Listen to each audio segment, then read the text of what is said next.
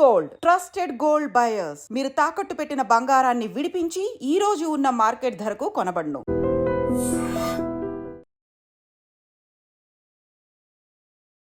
మన భారతదేశం నుంచి చాలా మంది విద్యార్థులు అయితే హయ్యర్ స్టడీస్ కోసం అంటే డిగ్రీ తర్వాత నెక్స్ట్ ఎంఎస్ కోసమో ఎంబీఏ కోసమో ఇంకా ఫర్దర్ వాళ్ళ స్టడీస్ కోసం అయితే బయట దేశాల వైపే చూస్తున్న పరిస్థితి. ఇది మనందరికీ తెలిసినటువంటి విషయమే.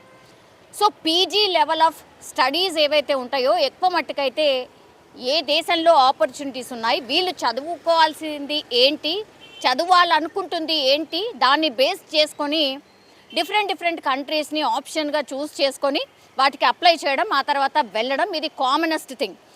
మన భారతదేశం నుంచి చాలామంది విద్యార్థులు బయట దేశాలకి వెళ్ళే చదువుకోవాలి అనేటువంటిది ఇప్పుడు కామన్గా అయిపోయింది. గత ఒక 5-6 సంవత్సరాల నుంచి అయితే మీరు చూడండి, ఆఫ్టర్ డిగ్రీ అనుకోండి, లేదంటే ఆఫ్టర్ ఇంజనీరింగ్ అనుకోండి, ఇట్లా ఇవన్నీ అయిపోగానే ఫస్ట్ చూస్తారు ఎంఎస్ ఎంబీఏ ఇట్లాంటి వాటి కోసం ఎక్కడికి పోవాలి. ఫస్ట్ గుర్తొచ్చేది అమెరికా.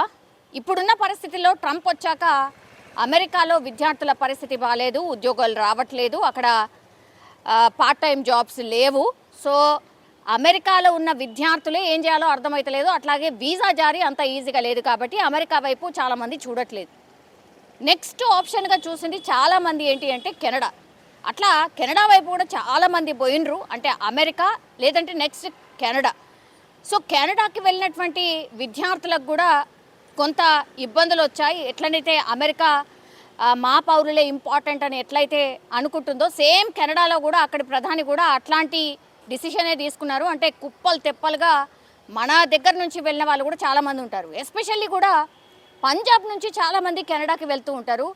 పంజాబ్ నుంచి చాలామంది ఫ్యామిలీస్ ఎక్కువగా కెనడాలో సెటిల్ అయి ఉంటారు. అంటే ఈ సిక్స్ ఎవరైతే ఉంటారో వాళ్ళందరూ కూడా, ఈ సిక్కులు అనే వాళ్ళందరూ కూడా చాలా మట్టుకి కెనడాలో సెట్ అయి ఉంటారు. మరి రీజన్ ఏంటి అనేది వాళ్ళ కంఫర్ట్ ఆర్ బిజినెస్ చేసే వాళ్ళకు బాగుంటుంది అన్న థాట్తోని వెళ్తూ ఉంటారేమో. ఇప్పుడు పంజాబ్కి సంబంధించిన ఆప్ నాయకుడు ఎవరైతే ఉన్నారో ఆయన పేరు వచ్చేసి దేవిందర్ సింగ్ కుమార్తె వంశిక. ఆమె 2.5-3 సంవత్సరాల క్రితం ఫర్దర్ స్టడీస్ కోసం, హయ్యర్ స్టడీస్ కోసం కెనడా వెళ్ళింది. కానీ ఏం జరిగిందో ఏంటో తెలియదు, కానీ 3-4 రోజుల క్రితం వంశిక కెనడాలో మిస్ అయింది. ఎక్కడికి వెళ్ళిందో తెలియట్లేదు. మిస్సింగ్ కేసు నమోదైంది. వంశిక కోసం పోలీసులు గాలిస్తున్నారు అనేసి వార్తలు వచ్చాయి. గాలింపు అయిపోయింది. పూర్తిగా పోలీసులు ఈ వంశిక కోసం వెతికిన పరిస్థితి. ఎక్కడెక్కడైతే ఆమె చదివిందో, ఆమె ఫ్రెండ్స్ ఎక్కడైతే ఉన్నారో, ఆమె నివాసం ఎక్కడైతే ఉందో అక్కడంతా వెతికిన తర్వాత ఇప్పుడు వంశిక ఎక్కడ దొరికిందంటే, వంశిక బీచ్లో అనుమానాస్పద స్థితిలో చనిపోయి ఉన్నట్టుగా ఇప్పుడు పోలీసులు, నేను చెప్పినట్టుగా పంజాబ్కి సంబంధించిన దేవిందర్ సింగ్ కుమార్తె వంశిక, సో అతనికి ఇన్ఫర్మేషన్ ఇవ్వడం జరిగింది.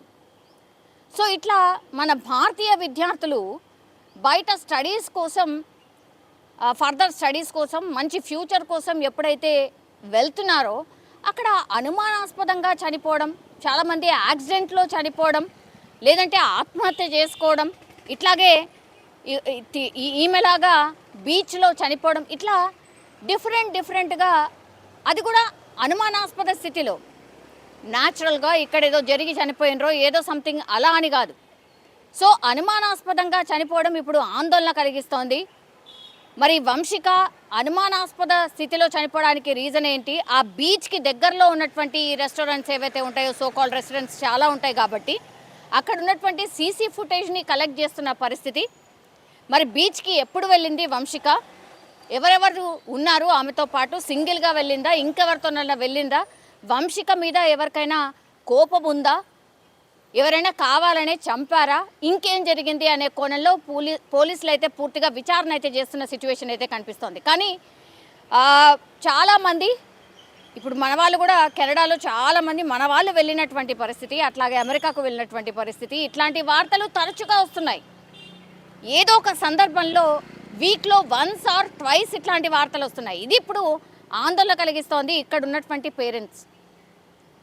ఇది మాత్రం ఈ పంజాబ్కి సంబంధించిన లీడర్ పొలిటీషియన్ వాళ్ళ కుమార్తెని అనుమానాస్పద స్థితిలో చనిపోయిన సిట్యుయేషన్. మరి ఈ కేసునైతే సీరియస్గా దర్యాప్తు చేస్తున్నారు పోలీసులు. అయితే మరి వంశిక విషయంలో ఏం జరిగింది ఏంటి అనేది పూర్తిగా తేల్చే అవకాశం అయితే కనిపిస్తోంది. కానీ అత్యంత బాధాకరం, ఇట్లాంటి ఇన్సిడెంట్స్ తరచుగా జరగడం కూడా ఆందోళన కలిగిస్తున్నటువంటి. నిజంగా ప్రస్తుతం ఉన్నటువంటి సమాజం దేనికి ప్రయారిటీ ఇస్తుంది? ఆర్థిక సంబంధాల చుట్టూ మాత్రమే తిరుగుతోంది. మళ్ళీ ఎన్నికలంగానే చాలా విరక్తి కలుగుతున్నాం. మంచి అనిపిస్తుంది కదా, లేడీస్ కూడా ఛాలెంజింగ్ జాబ్స్ చేసినప్పుడు చాలా బాగుంటుంది. ట్రాఫిక్ అసిస్టెంట్స్ గా నియమించిన ట్రాన్స్జెండర్స్ అందరితో సాల్యూట్ చేయించుకుంటున్నారు. ఫుడ్ డెలివరీ ఇవ్వటానికి వెళ్ళినటువంటి డెలివరీ బాయ్ అనిల్ పై కళ్ళ ముందు